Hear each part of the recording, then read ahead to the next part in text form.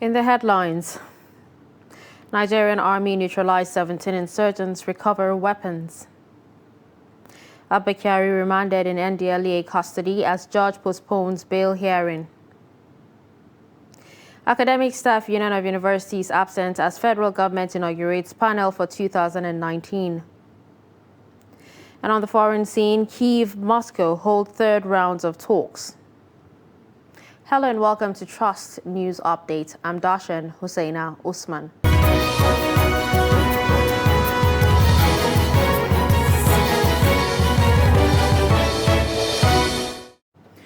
Now the news in detail. Nigerian Army says troops of Operation Hatinkai has eliminated 17 Boko Haram and Islamic State of West African Province terrorists in Damasak mobile local government area of Borno State. The theater commander, Operation Hatinkai Northeast Joint Task Force, Major General Christopher Musa, stated this on Monday in an interview with the news agency of Nigeria in Maiduguri. The commander said that the troops engaged a large number of insurgents when they attacked a forward operational base located along Walada exit gates in the town and met with serious resistance and superior firepower of the gallant troops who engaged them in a heavy gun battle. Meanwhile, the commander said that the unrelenting troops arrested 3 insurgents alive and also recovered motorcycles and other assorted weapons from the encounter on Sunday. A couple, Hezekiah Francis, his wife Josephine Hezekiah, and their 5-month-old child, Haniel Hezekiah, have been abducted from their residence at Abattoir New Extension in Abaji metropolis of Abuja on Friday night. Reports say while the man's wife and the child were released after walking some few meters away from their house, the husband is still said to be with the abductors. According to reports, the Federal Capital Territory Police Command spokesperson, DSP Josephine Ede, earlier dismissed the report, noting that there is no such incident within the FCT. Narrating her ordeal, the victim's wife said the armed kidnappers killed over the fence to gain entry into the house, and while some of them surrounded the house, others who got in destroyed the burglary of their windows from where they entered into the room. Meanwhile, Ade assured that the command will not rest on its oars in ensuring that all criminal activities are rooted in the capital city, adding that all boundaries that link Abuja with other states are being closely monitored by the vigilante officers of the command. At least 5 persons have been confirmed dead after being trapped under a heap of sand at Yenlami village in Bichi local government area of Kano State. A statement by the public relations officer of the State Fire Service, Samina Abdullahi, who confirmed the incident, said it happened on Saturday morning. He said the service received a distress call from Bichi Fire Station that 5 people were trapped while working in a puddle trench to get sand with the intention to help their friend who is about to marry to build a house. Abdullahi said the recovered bodies were handed over to the police and the village head of Yenlami for necessary action. Federal government on Monday inaugurated a 7-member committee to set up to renegotiate the federal government Academic Staff Union of Universities 2019 agreement, with the union failing to send a representative to attend the meeting. President of ASU, Emmanuel Osodeke, said the union had no business attending the meeting, expected to renegotiate agreements between the government and university-based unions. In 2020, former president of ASU, Biodun Ogunyemi, attended the inauguration of the panel chaired by Professor Manzalib Jibril, which produced the draft proposal of 2009 in May last year, which ASU is insisting must be signed by the federal government. Meanwhile, the new government team inaugurated on Monday is chaired by Professor Emeritus Nimi Briggs, Pro-Chancellor Alex Ekweme, Federal University, Ndufualike Kwo. Inaugurating the panel on Monday, Minister of Education Adamu charged the committee to come up with proposed draft agreements within 3 months from the date of inauguration. Still on education, National Association of Academic Technologists has threatened to embark on indefinite strike if by March 31st the federal government fails to address the lingering grievances of the union. The strike threat is contained in a statement issued by the National Secretary of the Association, Abubakar Yusuf, and read by branch chairman of NAT of Michael Okpara University of Agriculture, Umudike, Kenneth Nwaji, during a press briefing on Monday in the university. According to the statement, the union, during its Zoom meeting with its National Executive Council, slated for March 17, will take a decision on a possible 2-week warning strike before proceeding on an indefinite strike if the demands are not met before the expiration of the deadline. The association enumerated some of its grievances to include the near comatose of laboratories and workshops, studio equipment and accessories in both federal and state universities, non-release of funds for payment of earned allowance, failure to release enabling circular for contests 14 and 15, among other issues. Suspended Deputy Commissioner of Police Abduction appears before a federal high court in Abuja on Monday to answer drug trafficking charges leveled against him by National Drug Law Enforcement Agency. Trust TV's Madia Umar reports that Kyari, through his lawyer Kanu Agabi SAN, prayed the court not to remand him to prison custody, preferring instead to remain in the custody of the NDLEA, pending the hearing and determination of his fresh application for bail on 14th of March. The report. The suspended Deputy Commissioner of Police Abduction arraigned before the Federal High Court in Abuja alongside 6 orders on 8-count charges bordering on conspiracy, obstruction and dealing in cocaine and other related offences. Abduction and 4 officers pleaded not guilty to the charges. 2 civilians, Umwebe and Ezewane, pleaded guilty to the charges. Pleas of the suspects were taken, but Kyari praised the court to be allowed to stay in the NDLEA custody till the next adjourned date. His counsel, a senior advocate of Nigeria, speaks on the day's proceedings. At this stage, the trial have just, at the preliminary stage of the trial, and the concern of the team, legal team, is the freedom of our clients. So we've put in application for bail and hope to argue it in the next adjourned date. And they pleading guilty or not guilty, that is left for them and their defense counsel. Well, that is for those who pleaded. My clients did not plead guilty. And as such, all I'm after now is securing the freedom of them via application for bail.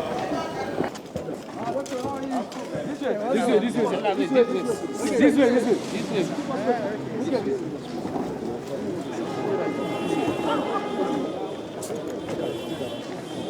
This is the Federal High Court in the Federal Capital Territory, where the former Deputy Commissioner of Police Abduction was arraigned before Justice Emeka Nwite along 6 others, and they are being accused of 8 counts of drug trafficking offences.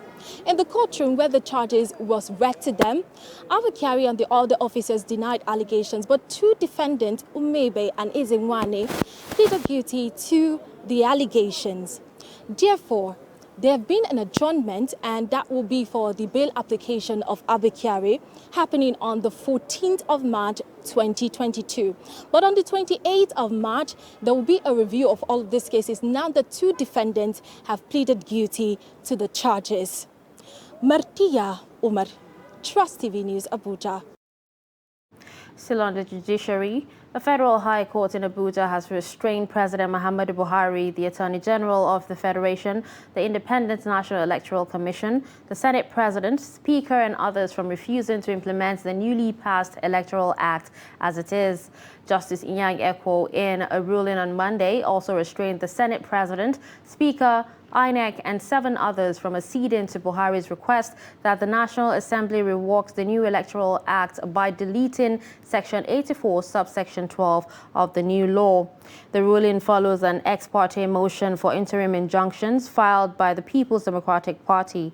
The judge said the interim orders are to subsist pending the determination of the plaintiff's motion on notice for interlocutory injunction. Niger State Governor Sani Bello resumes work at the ruling All Progressives Congress headquarters in Abuja, pending the party's national convention on March 26.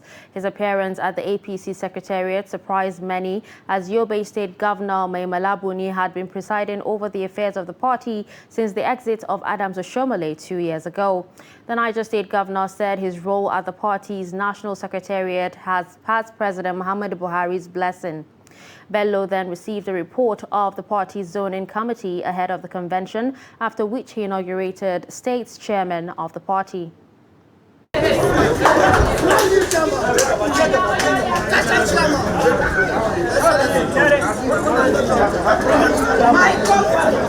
work has just begun. I pray and I hope that by the time you get back to your respective states, you will unite the party in your various states. Please, let bygones be bygones. You have to bring everyone together, those that were for you and against you. What we want is a unified APC in your various states, because we have elections around the corner, and we hope and we pray, and by God's grace, I believe God will answer our prayers. We expect a better result in 2023 than in 2019. We want to ensure that all hands are on deck. This is not the end of the show. We have to get everybody together to ensure that victory is ascertained in the coming elections. They have already created discipline in our mind to take everybody together to carry this party to the next level. By God willing, inshallah. Secretary of the APC Caretaker Committee, Senator James Akpanudedehe, said Buni is on a medical trip. State governors present during the event held at the APC National Secretariat in Abuja are Kogi's Yahaya Bello, Lagos Babajide Sanwo-Olu, and Imo's Hope Uzodinma. With that, we'll go on a quick break. We'll be back after that. Coming after the break. Only banana plantation in Kano still survives. Do stay with us.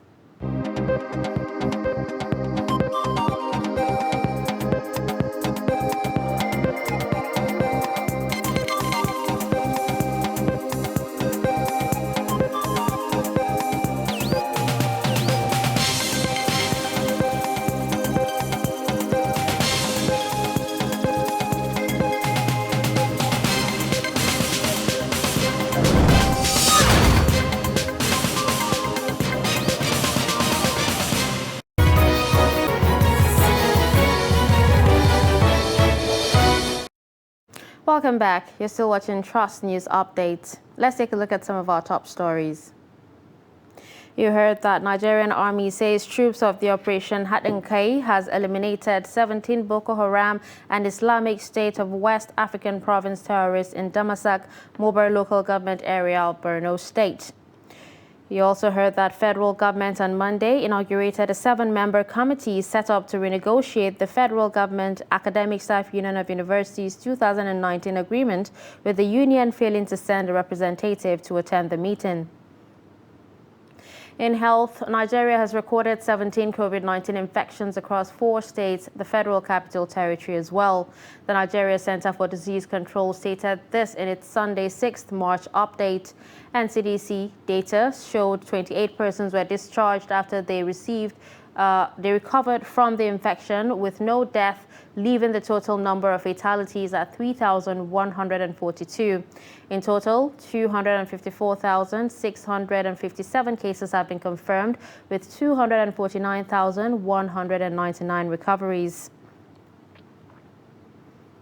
Similarly, Nigeria Center for Disease Control's latest epidemiological report says that Lassa fever killed 98 Nigerians in 15 states in the last 2 months. The report says since the beginning of the year, L40 confirmed cases of Lassa fever were reported from 21 states and 79 local government areas, while 559 persons are currently undergoing treatment at centers across the country, with 38 healthcare workers being affected so far. Meanwhile, a total of 90 confirmed new infections were reported in 1 week between February 21st to 27th, 2022. Also in the said week, 12 deaths were recorded in 6 states: Ondo 3, Edo 3, Bauchi 1, Benue 1, Ebonyi 2, and Kogi 2.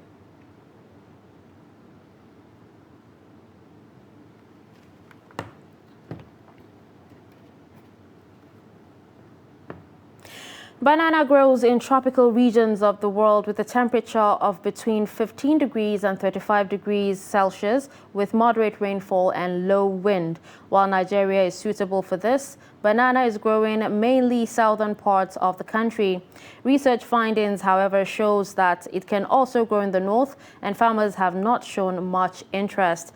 In this exclusive report, Trust TV correspondent Idris Jibrin traces the first and possibly the only banana plantation in the northern city of Kano. His report.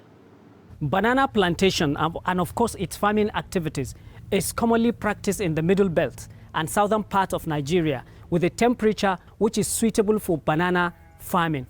In far northern Nigerian city of Kano, we trace this farm, which is the only banana plantation in this part of the country, even though a tropical region in Nigeria where banana can also grow. But this is the only one. So we are here to find out how the owner manages to sustain it for over 20 years since he first started growing it. Uba Idris Dan Hassan is a retired custom officer who invested his retirement benefits in this 3.9-hectare banana plantation in Kano.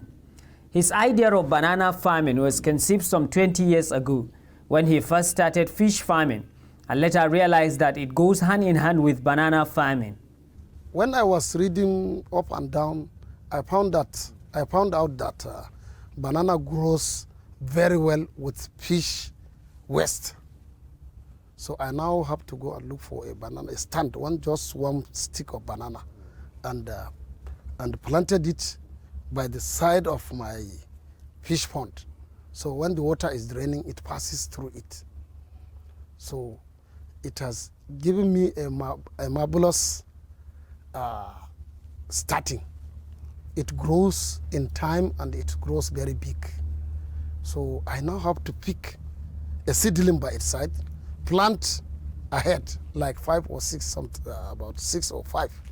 So the water was passing through them. Then I saw that after some months, it bear very big bunch of fruits like this, which I used some for my family eating. Then the rest, I took them to the market, and I saw that the price was wonderful. So I said, now, okay, this thing can bring such money, so I have to come and expand. According to this man, growing banana is not as difficult as someone may think. But to have a yield for increased profit, the process requires good management, such as fertile land, timely irrigation and fertilizer application are the main key priorities. The banana has bear fruits now. Yeah. So the banana has bear fruits now. So what is happening after the fruiting, you will see it has started diminishing or deterring, coming to from big ones to big one to big one, then small, mid, intermediate, small. Then it will no longer bear viable fruits or the fruits that will grow to be eaten. So after it has started diminishing, you now prune the small ones that are not viable after like 2 or 3 fingers. You understand? Then you now cut. You use a knife and cut it. But as we are having it now, let us cut it by hand. So this is the fruit. Now this one will continue opening. When properly managed, banana farming can be a highly profitable business capable of changing someone's life for good. Okay, let's say in a week, I will send this one like 500,000, 450,000 naira to El Lemo. Then that is when the production peak starts. That is around August, September, October, and November, because the rainfall have given much and the weather condition have given much nutrients. So then the supermarkets, usually I send almost 100,000 in three days. Every day 100,000. Every one of the 3 days 100,000. I send to various supermarkets. So if you sum up, maybe 3 times in a week, making 300,000. If you put them on 400 or 500,000, you are nearer to a million. What is 800,000? You get it. So let's say within the period, Fuel scarcity still lingers in Nasarawa State and is negatively affecting sources of livelihood of many residents of the state. Abubakar Abdullahi, who monitors distribution and sales of the product, reports that long fuel queues remain in almost all filling stations. His report. President of the state, the fuel scarcity is as a result of most of the filling stations close down their services for lack of supply or due to deliberate hoardings of the petroleum product, while residents of the state are feeling the brunt of the actions of some of the fuel dealers. In trying to buy the fuel, some commuters have to pass a night on the queue, while others, who came to the stations early in the morning, made effort to have their way into the filling station through any of the available entries. Even in the few filling stations selling the product, it is long queue of vehicles that are taking hours before either getting the product at a price above government-approved amount, and some spend hours without getting the product, ending up leaving the stations unhappy. This woman, who initially told Trust TV off camera that she was traveling to a far distance and has been on the queue for several hours but yet to get the product, said the time she wasted on the queue waiting has affected her business plan trip. The woman, when asked to be recorded, said because of the condition she found herself, she wouldn't want to be recorded talking, but call on government to take measures that will bring an end to the scarcity.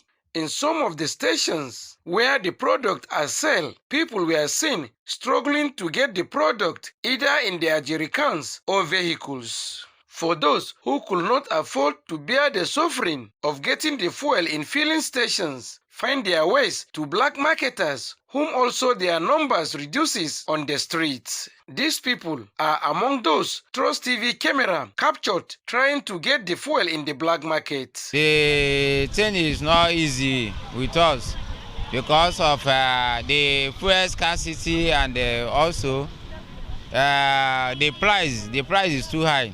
It's not easy for many of us now to afford to buy fuel. Almost all the fuel station is locked, and that's not how we will get the fuel. If not all these black marketers that normally help.